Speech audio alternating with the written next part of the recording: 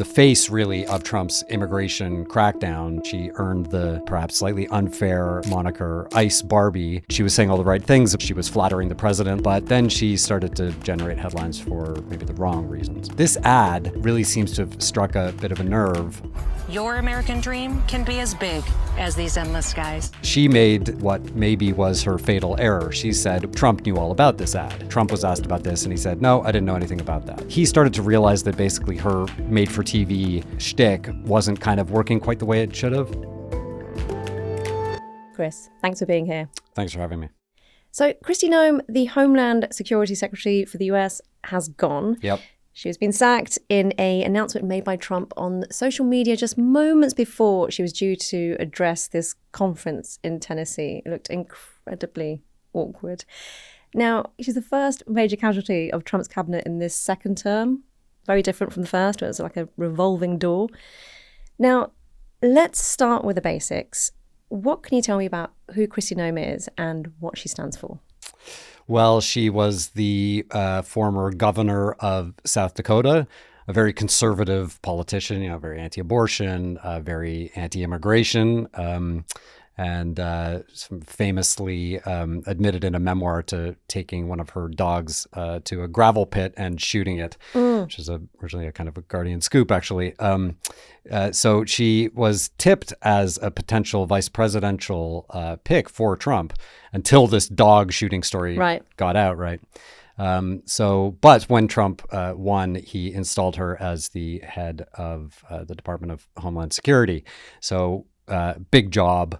The face, really, of Trump's immigration crackdown, because under DHS is the agency ICE, Immigration and Customs Enforcement.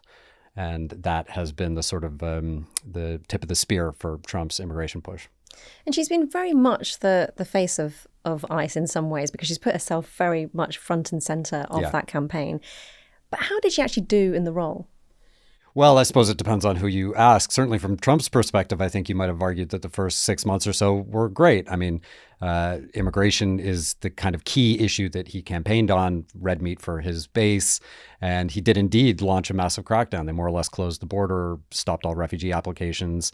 And internally, Stephen Miller, was leading a lot of that sort of externally. But internally, Kristi Noem took charge of the enforcement push domestically. And ICE got a huge amount of funding. Tons of new agents were hired. And there was this kind of, a big push to round up people that they said were the kind of worst of the worst criminals. But it turned out were actually, in most cases, had no criminal record at all. But Noem owned all of this. She earned the perhaps slightly unfair moniker Ice Barbie because of her habit of sort of performatively dressing up. And she's very glam. She's very glam, yeah. She's got the makeup. She's got the sort of Mar-a-Lago face, plastic surgery vibes. She loves wearing hats with rhinestones that say MAGA and that kind of thing on it.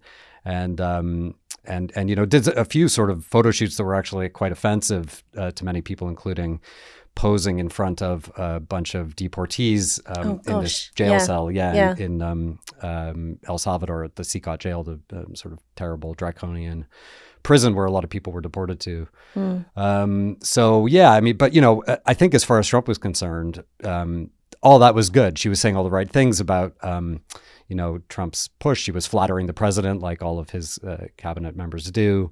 But then she started to generate headlines for maybe the wrong reasons. Okay, so, it is one thing shooting your dog and posing in these really grotesque photo shoots, as you said. And then she also put herself, as I understand it, in this $220 million ad campaign to advertise the department, basically. And then this week she was up in front of a congressional hearing. Chris, what happened and why might that have been the moment that it was over for her? Well, yeah, as you say, there were lots of sort of semi-scandals. There's been this rumor of an affair with her and an aide. It was a sort of a Trump campaign advisor in 2016 at his first run, Corey Lewandowski. But this ad really seems to have struck a bit of a nerve.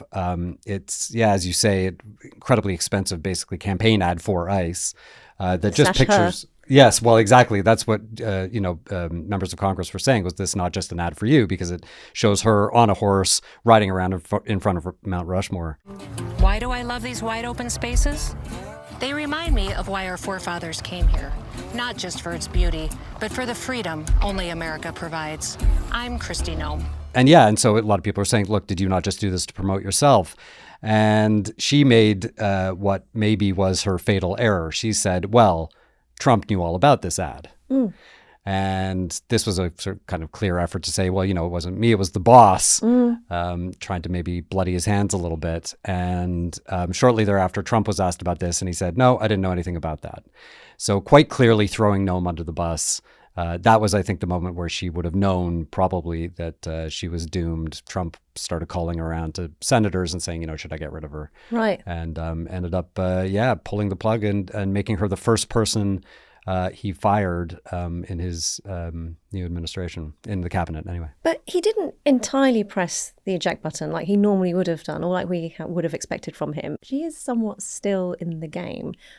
What is her new role, and why do you think that is? So her new role is to head up this association of Latin American countries that Trump is organizing called Shield of the Americas. It's this organization that will probably be set up to counter terrorism and maybe drug trafficking. They're having their first meeting this weekend, so we don't really know a whole lot about it yet.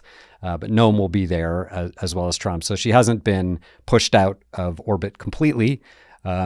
In part, probably because Trump really hates the idea that he might be seen to cave to media pressure about criticism, right? So, it's all the stuff that she actually did on the ground in Minneapolis and the massive blowback from the enforcement operation there, where a couple of American citizens were killed. I think the immigration bit of it he really liked, but he doesn't like the optics of American citizens being killed, particularly white American citizens, and Noem sort of owned that. So I think that he started to realize that basically her made-for-TV shtick wasn't kind of working quite the way it should have, and so he got rid of her, but he doesn't want to make it look like that's why he got rid of her. Yeah. So he's keeping her in orbit. He can say, oh yeah, she's great, she did a great job.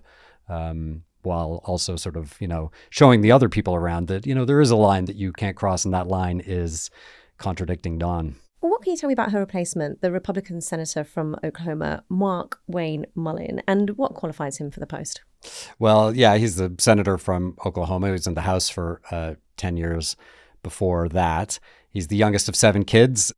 He's of Cherokee heritage. His name, unusual name, Markwayne, is apparently a combination of 2 of his uncles' names. He's also extremely conservative, also a kind of MAGA culture warrior. Famously, he said that the kids of people who are deported should also be deported with them, even if they're born on American soil, i.e. even if they're American citizens. Right. He said, well, why would you want to separate kids from their families? But I mean, what he's proposing is pretty horrible. He's almost certainly going to pick up where Noem left off. But then, Chris, Noem was a person who oversaw ICE, as you've explained. And arguably that has been a disaster for Trump's polling domestically. Do you think now that he's installed Mullin, who is, I think, only the second Native American to reach the cabinet as in a cabinet post, do you think this could mark any kind of pivot in ICE's approach? I think ideologically, probably no. Mullin is just as conservative as Noem was, and Trump has not backed off his immigration enforcement operation domestically. It remains a kind of key part of what they want to achieve.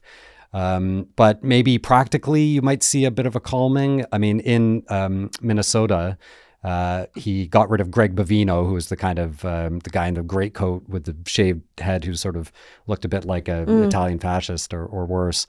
Got rid of him because he looked like he was sort of going a bit hard, and the images of tear gas everywhere with protesters was something Trump didn't really like. And he replaced him with Tom Homan, the border czar, who also, extremely right-wing, also very anti-immigration, but a bit calmer. And the first thing that he did really within about a week or two was withdraw ICE from Minnesota, not completely, but to sort of draw down this big operation that they had there. So you might see Mullin doing something similar. kind of keeping up the rhetoric, but perhaps slightly toning down the sort of actions on the ground.